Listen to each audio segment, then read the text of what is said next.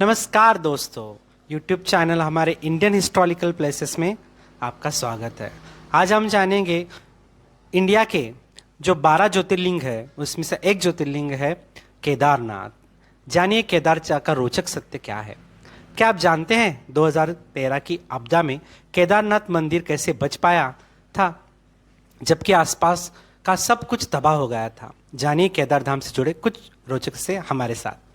केदारनाथ सबसे अहम हिंदू तीर्थों में स्थानों में से एक है। मंदाकिनी नदी के किनारे चौराबाड़ी ग्लेशियर उत्तराखंड में मौजूद केदारनाथ भारत के सबसे ऊंचे ज्योतिर्लिंगों में से एक है। ये समुद्र तल से 3583 मीटर की ऊंचाई पर स्थित है। 4 धामों में से एक धाम केदारनाथ का इतिहास बहुत रोचक रहा है। वैसे तो मान्यता है कि यह मंदिर 8वीं सदी में आदि शंकराचार्य ने बनवाया था। पौराणिक कथाएं दावा करती हैं कि केदारनाथ की असली कहानी पांडवों से जुड़ी हुई है। तो चलिए इस अभूतपूर्व मंदिर के बारे में कुछ रोचक जानकारी हम जान लेते हैं।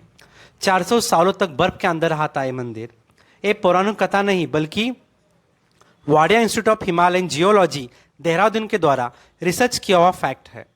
इस इंस्टीट्यूट की एक रिपोर्ट में अनुसार केदारनाथ मंदिर 13वीं 14वीं सदी के बीच जो छोटा हिमयुग आया था उसमें पूरी तरह में बर्फ में दबा रहा था। वैज्ञानिकों के तथ्य इस आधार पर निकाला गया था कि ढांचे में पीली रेखाएं बनी हुई थी। ये रेखा इसलिए बनी थी क्योंकि ग्लेशियर से पिघलती हुई बर्फ धीरे धीरे पत्थरों से रिसती रही है। ग्लेशियर बहुत धीरे धीरे अपना रूप बदलता है और सिर्फ बर्फ से नहीं कि बल्कि पत्थर मिट्टी से बने होते हैं। ऐसे में अंदाजा लगाया कि केदारनाथ मंदिर ने सिर्फ 400 सालों तक बर्फ का अंदर दबाव झेला बल्कि इसने ग्लेशियर को मूवमेंट में और 2013 की बाढ़ भी झेली। 2013 में आई बाढ़ में मंदिर कैसा बचा है। 2013 में बाढ़ केदारनाथ के मंदिर के अलावा बाकी सब तहस नहस हो गया था। इस मंदिर के बचने के पीछे की कहानी कुछ ऐसे है कि जब बाढ़ का पानी मंदिर के इर्द गिर्द पहुंचा तब एक चट्टान ऊपर से खिसकर मंदिर के पीछे आ गई थी। इस चट्टान के कारण पानी का बहाव 2 हिस्सों में बढ़ गया और इसीलिए मंदिर बच पाया, वरना बहाव इतना तेज था कि मंदिर का बच पाना थोड़ा मुश्किल था। क्या है केदार से जुड़ी पौराणिक कथा।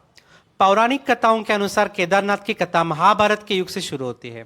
जब पांडव कुरुक्षेत्र की लड़ाई में किए गए पापों का प्रायश्चित करने भगवान शिव को ढूंढने निकले थे, तब शिव के उनमें छुप गए थे।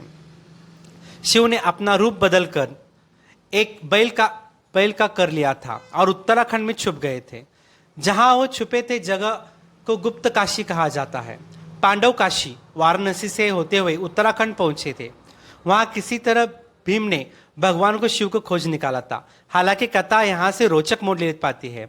भगवान शिव जो बैल बने हुए थे जमीन के अंदरूनी भाग में छिप गए, लेकिन उनकी पूंछ और उनका कबूर दिख रहा था।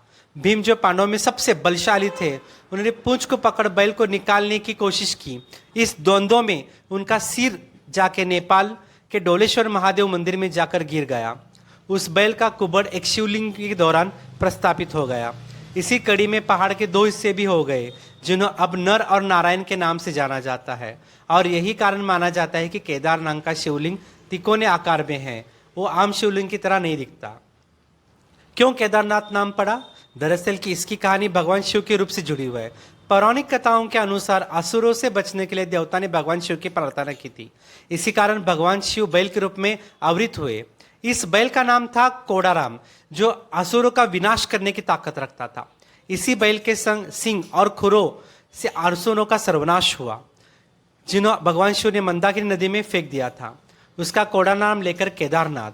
और गौर किया गया है कि दोनों कहानी में केदारनाथ भगवान शिव ने बैल का रूप धारण किया था। केदारनाथ की रक्षा करते हैं भैरव बाबा। केदारनाथ से जुड़ा और एक फैक्ट था कि बाबा भैरवनाथ उस मंदिर की रक्षा करते हैं।